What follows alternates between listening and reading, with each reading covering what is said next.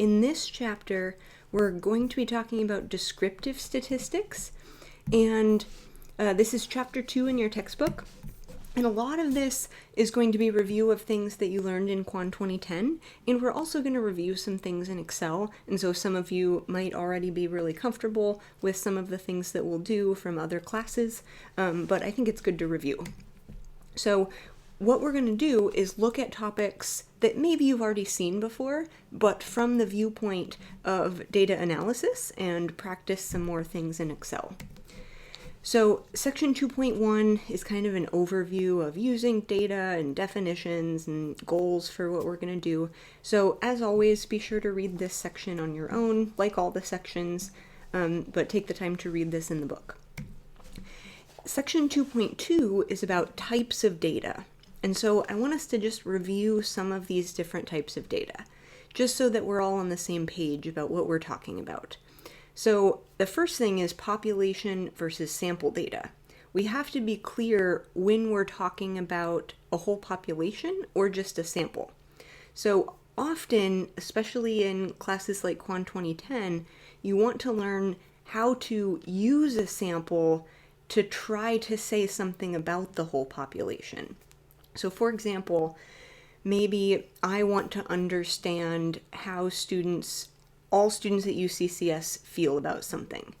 The population would be all students at UCCS. But I might not be able to go around and talk to every single person at UCCS. So maybe I want to take a sample. Maybe my sample is just students in this class. Or maybe I stand outside of Dwyer for a while and talk to whoever walks by. That would be a sample. These might not be good samples or samples that are representative of the whole student population, but it's important for us to understand the difference between a sample and a population. Some other, this is just a key concept in statistics and analytics in general, and so just important to know what we're talking about at any given time. Some other types of data are quantitative versus categorical data. So quantitative is like numbers. So if I asked everyone how many miles they drove this week or something like that, that would be an example of quantitative data. The answer is a number. Categorical data is basically things that aren't numbers, that are categories. Sometimes this is called qualitative, something like that. So some examples, something like marital status. That's not a number. Whether someone is married or not, that's not a number. So this would be categorical data. Eye color, maybe think to yourself, is this quantitative or categorical? Categorical. This is not something that can be quantified, or I guess the answer to someone's eye color is not a number. So this is categorical. Whereas height, that is a number. And so this would be quantitative data. And so would square footage. Smoking status, however, wouldn't be. If you ask someone if they smoke or not, or if they have ever smoked, the answer isn't a number. So that's categorical data. And so this is an important distinction because we can't do the same operations, and our analysis is different depending on whether we're looking at quantitative or categorical data. And so we need to be clear on what kind of data we're analyzing. Another thing we need to think about is cross-sectional versus time series data. So cross-sectional means the time of collection isn't a variable that's relevant to the analysis. So the data was collected. The idea is maybe this was at a particular moment in time, or we're not worried about the time. An example is, let's just say I ask the current GPA for everyone in this class. That's all we're worried about. Whereas time series data is data that was gathered over a period of time, and the time matters.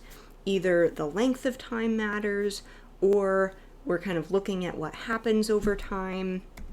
But an example would be, maybe I look at average GPA of everyone over each of the past 10 semesters. And so I'm looking at what happened over these 10 semesters.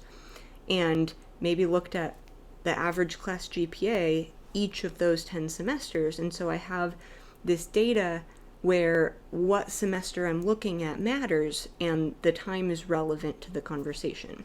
Whereas if I just ask, what's your GPA right now? I could take a class average, but that is just giving me information about one moment in time. Sometimes even if data takes some time to collect, we're not thinking about the time. The time just isn't something that is relevant to the analysis, and that's cross-sectional. Whereas time series, the time matters, and our data is gathered over a period of time. And when we're thinking about data, we always have to think about the source of the data, and some different types of sources of data are experimental and observational. So experimental data is like how it sounds. I do an experiment to get some data, whereas observational data is just observing what has happened. So experimental, there's some variable or variables that are being controlled or manipulated somehow.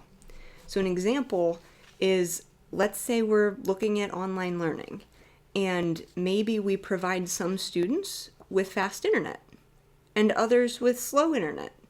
This doesn't sound like a very ethical thing to do, but maybe we somehow control this, give some people fast internet, some people slow internet, and see how they do, and see if the students with faster internet perform better, or something like that. We would be controlling something about these variables of the performance. We're controlling something and trying to see what happens. Whereas observational data is where we don't have control and we just watch and record what happens.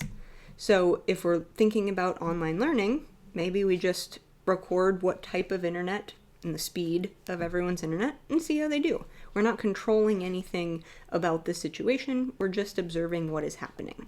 So something that companies do, for example, is sometimes companies maintain databases about employees or customers and operations, and that would be an example, hopefully, of observational data. They're just trying to record things that might be helpful for understanding their customers or their employees or things like that. And when we're thinking about this, there can be a tendency to think, oh, I want to know everything. I want to have data about everything. But we have to think about a lot of questions. We have to think about, is that ethical? How am I going to store it? And something to keep in mind is that the cost of data acquisition shouldn't exceed the savings that are generated by using that information to help us make better decisions. And so it isn't always just a good idea to go get all the data, because it can be expensive to get data, to store it. And so we need to always think about not spending more on getting data than we'll use by saving with the information that we get from that data. And so this is all about, everything we've mentioned so far is about types of data, how data is collected, things like that. And so now let's just get into a little bit of a quick review about modifying data in Excel. Like I said, for a lot of you, I know that this is review, but for some of us, it might help to have a little bit of review before moving forward. So let's start with sorting and filtering data. And these processes can help us to understand and identify patterns in our data. So what I want you to do is go into Canvas and open the Chapter 2 in-class Excel files. And there's the first tab of that, the first sheet in there is called Top 20 Cars of 2019, and that's what we're going to look at together. And I think it helps if you're able to do this on your own as well while we're working through it. I think that can be helpful. And we're going to look at this data in a minute, but it's currently sorted by February 2019 sales. So the first question is, how would we sort it by February 2018 sales instead? And then let's say we also just wanted to see Nissan data. So let me pull up this file in Excel. Okay, so here's our file in Excel. We're in this first sheet of the Chapter 2 in-class Excel file. So this is looking at vehicles, cars, and sales in February of 2019 and February of 2018. So our first task was to sort by February 2018 sales. So right now, if you look at this, if you look at the February 2019, it looks like this column is going from largest to smallest here. And let's say we want this to be sorted instead by column E. So there are a couple ways to do this. Let's look at a couple of them just to review a little bit. So I'm going to choose A1 and hit Command A to select this little table. And let's go to the Data tab, and we could choose Sort. And then we could go to Sort By and choose Sales, February 2018. And we could do from smallest to largest or largest to smallest. Let's do largest to smallest. And then OK. There we go. OK. So now it is ranked these vehicles by sales. So right now, Toyota Camry ranked highest for sales in February 2018, even though in 2019, February, it was the Toyota Corolla that was ranked number 1. Okay, so just as a reminder, just since it's good practice, another way we could have done this is if I do Command A, what I could do is hit Command T and choose this little pop-up, here's my data, and I can choose my table has headers, and it'll turn this into a little table, and then we could have used these little drop-downs on the columns to order things. So that would be another way to do this. Okay, so let's leave this the way it is for now. Leave it in this table form. The next question was, what if we only wanted to look at Nissan data? Let's choose manufacturer, and if I only want to look at Nissan, I can unselect everything else and just look at Nissan. There we go. And we can just see those vehicles from Nissan and how they compare to each other. If we want to see everything again, we can go up here, we can select everything again, we can check the boxes or click that filter again. Cool. Okay. So now, let's say, I know this wasn't on our slide, but let's say we want to look at the percent change in sales from 2018 to 2019. So I'm going to add a column here that is the percent change in sales from February 2018 to February 2019. We want to figure out what that is.